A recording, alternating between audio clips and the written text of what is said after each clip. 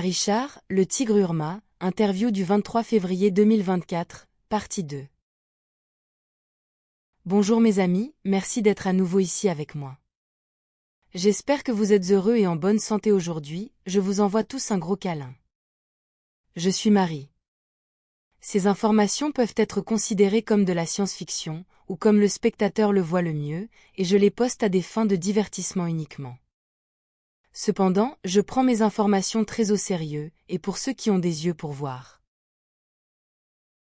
Pour ceux d'entre vous qui sont nouveaux ici, Richard, ou Harry en abrégé, est un tigre orange Urma de plus de 300 kg, de plus de 3 mètres de haut, qui est l'un des officiers de communication à bord du vaisseau spatial Avian 1, actuellement en orbite basse autour de la Terre. C'est la deuxième vidéo où j'interviewe Harry, la deuxième partie parmi tant d'autres, car vous m'avez envoyé d'innombrables questions intéressantes, et je partagerai les réponses d'Harry avec vous, dans plusieurs vidéos à venir prochainement. Cependant, je dois placer quelques autres sujets entre eux pour éviter la monotonie. Je dois préciser que la traduction, ou le traitement de la langue que j'utilise pour communiquer avec Harry est le mien, donc vous pouvez remarquer les mêmes termes que j'utilise, mais je fais de mon mieux pour garder les concepts d'Harry aussi clairs et directs que possible. Sans plus tarder, revenons aux questions.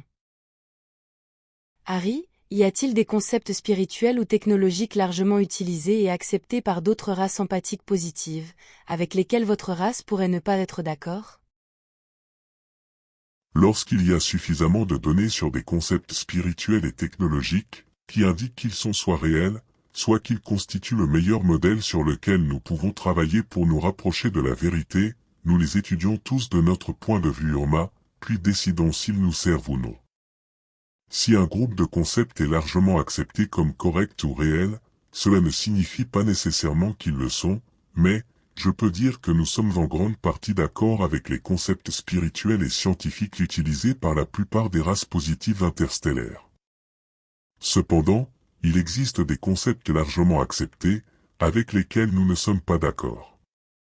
L'un des concepts les plus importants avec lesquels nous sommes fortement en désaccord est celui que j'ai déjà exposé avec vous lors d'interviews précédentes, et il concerne la mentalité du service aux autres.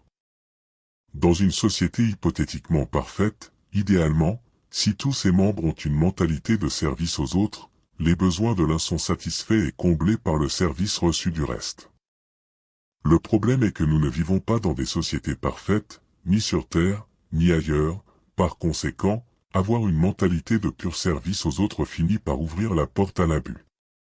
De nombreuses races positives qui observent et imposent la mentalité du service aux autres à leurs citoyens, comme les Andromédiens ou les Arcturiens, condamnent même toute activité de service à soi, ou même les pensées de leur peuple, prétendant que cela conduit à devenir régressif, affirmant que cela conduit vers le côté obscur. Cela signifie également que toutes les autres pratiques spirituelles finissent par être adoptées et obéies par leurs citoyens, car ils n'osent pas remettre en question ce que leur établissement a accepté comme correct, éthique et réel. Cela fait que tout le monde pense de la même manière, d'autant plus qu'ils finissent par suivre des leaders spirituels désignés, qui ne font que répéter ce que d'autres leur ont également imposé. Nous ne sommes pas d'accord avec cette mentalité, et encore moins avec celle imposée à leurs citoyens, car cela conduit au développement de forts sentiments d'incapacité, et même de culpabilité, simplement parce que l'un ou l'autre de leurs membres veut accomplir leur propre chemin tout en étant en vie, comme s'ils n'avaient pas le droit d'exister en tant qu'individus. Par conséquent, nous croyons fermement qu'imposer le service aux autres de manière obligatoire dans un sens andromédien, ne fait qu'entraver la croissance spirituelle et la progression de ses membres. Je pourrais même aller jusqu'à affirmer que cela sent le communisme spirituel, car cette description sera facilement comprise par nos amis et auditeurs sur Terre. Car nous, le peuple Urma, en sommes venus à comprendre que la façon dont nous avons choisi de penser, est d'enseigner à nos petits à suivre leurs intérêts, et à poursuivre leur développement personnel, dès leur plus jeune âge. Et pendant que nous y sommes, nous leur enseignons comment nous sommes tous interconnectés, et que nous ne faisons qu'un, et pourquoi. Le peuple Urma croit que nous ne pouvons aider les autres qu'à partir d'un point de force, donc nous nous concentrons donc d'abord sur notre développement, sous tous les aspects, en particulier spirituellement, et seulement ensuite nous nous partageons avec les autres, et seulement dans la mesure où nous ne nous faisons pas de mal nous-mêmes. Le service aux autres est fort chez les Yurma. C'est ce qui nous caractérise en tant que peuple et en tant que société, mais seulement lorsque nous pouvons partager les fruits de nos forces et de notre individualité accomplie et notre fort ego. D'autres races empathiques positives ont du mal à comprendre la façon de penser des Yurma, beaucoup nous accusant d'être égocentriques, alors que le résultat de cette mentalité féline est une société et une culture beaucoup plus forte, où l'individualité est célébrée, car elle nourrit fortement tous ses membres, nous tous. Dans notre société, aucun Yurma n'est vraiment dans le besoin, car nous sommes tous là pour donner un coup de main, à nos amis et à notre famille, félins ou non, et nous pouvons aider car nous sommes toujours en un point de force, car nous sommes les Yurma, et cela dit tout. Question suivante.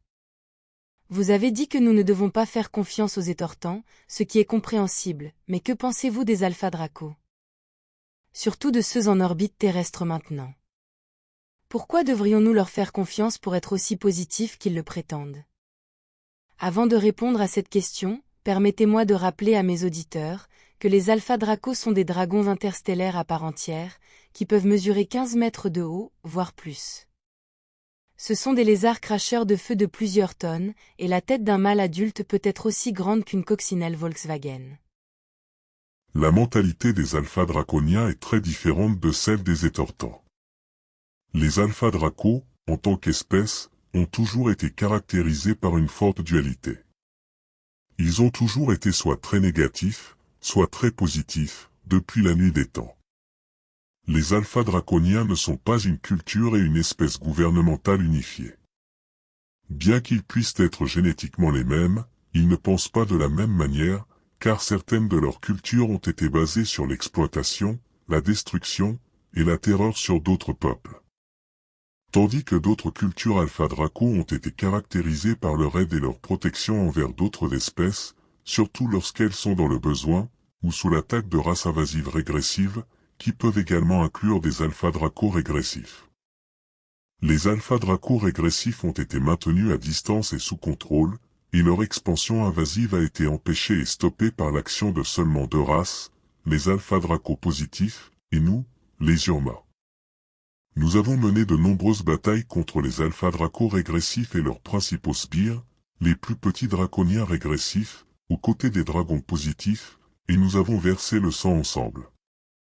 L'ultra-puissante et superbe Fédération Galactique, par elle-même ne peut arrêter la nation Alpha Draconienne régressive, qui fait également partie du Conseil d'Orion. Les Alpha Draco positifs ont prouvé qu'ils l'étaient, depuis des lustres. Ils ont coopéré avec le peuple Yurma dans l'éradication de leurs homologues régressifs à de nombreuses reprises. Ce sont de grands lézards puissants, mais ils connaissent le sens de l'honneur et la valeur de leurs paroles. Ils font également partie du Conseil d'Orion, mais ils ont prouvé à maintes reprises être l'un des agents les plus importants qui empêchent et arrêtent l'expansion de toutes sortes de races régressives et envahissantes, en particulier de celles au sein du Conseil d'Orion lui-même. De plus, les Alpha Draco, bien que de lignée reptilienne, sont empathiques, et très émotionnels en tant que race, et ce facteur émotionnel souligne également pourquoi nous pouvons expliquer leur positivité. Contrairement aux étortants, les Alpha Draco positifs se sont révélés être des personnes honorables, et nous avons de bonnes relations diplomatiques avec eux, basées sur le respect mutuel. Merci Harry. Prochaine question. Est-ce que les étortants et leur forte télépathie peuvent envahir un esprit Yurma? Lorsque les étortants veulent envahir un esprit, pour le contrôler, ils peuvent d'abord tenter d'imposer des concepts directement et de manière invasive, et si leur victime est forte, ils imposeront ensuite des idées faisant croire au sujet qu'il s'agit de ses propres pensées. Ils ont tendance à imposer des schémas de pensée élaborés à leurs victimes, comme s'ils étaient les leurs, tout pour amener leurs esprits à penser qu'ils sont arrivés à des conclusions, suivant leur propre logique. Il s'agit d'une stratégie gravement contraire à l'éthique et manipulatrice. Mais pour que cela fonctionne, la victime doit avoir des doutes sur elle-même, des points faibles dans sa propre personnalité, et dans son cadre d'idées, de valeurs, et d'éthique. La victime doit d'abord douter de sa capacité à décider, et à distinguer le bien du mal. Les étortants exploitent ces failles dans la personnalité de leurs victimes. Des failles qui existent en raison du manque d'un cadre personnel sain chez la victime, de forts doutes sur sa capacité à prendre des décisions pour discerner l'éthique et l'autoconnaissance. Les humains ont un cadre personnel très solide, et nos éthiques et valeurs sont bien établies et solides. Les étortants sont très dangereux car ils exploitent mentalement les faiblesses de l'esprit de leurs victimes. Mais les Urmas sont forts partout, en particulier dans l'esprit. Nous ne devenons pas trop confiants lorsqu'il s'agit des étortants, mais je dirais qu'envahir un esprit Urma serait leur défi le plus difficile, et je doute qu'ils puissent le faire.